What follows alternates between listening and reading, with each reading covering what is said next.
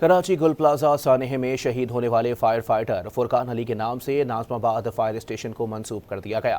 Fire fighter فرقان علی 17 جنوری 2026 کو گل plaza میں لگنے والی آگ بجھانے کے دوران شہید ہو گئے تھے، جس کے بعد ناظم آباد فائر اسٹیشن شہید فرقان علی کے نام سے منسوب کر دیا گیا۔ کراچی گل پلازہ سانحہ میں شہید ہونے والے فائر فائٹر فرقان علی کے نام سے ناظم آباد فائر اسٹیشن کو منسوب کر دیا گیا۔ فائر فائٹر فرقان علی 17 جنوری 2026 کو گل پلازہ میں لگنے والی آگ بجھانے کے دوران شہید ہو گئے تھے، جس کے بعد ناظم آباد فائر اسٹیشن شہید فرقان علی کے نام سے منسوب کر دیا گیا۔ کراچی گل پلازہ سانحہ میں شہید ہونے والے فائر فائٹر فرقان علی کے نام سے ناظم آباد فائر اسٹیشن کو منسوب کر دیا گیا۔ فائر فائٹر فرقان علی 17 جنوری 2026 کو گل پلازہ میں لگنے والی آگ بجھانے کے دوران شہید ہو گئے تھے، جس کے بعد ناظم آباد فائر اسٹیشن شہید فرقان علی کے نام سے منسوب کر دیا گیا۔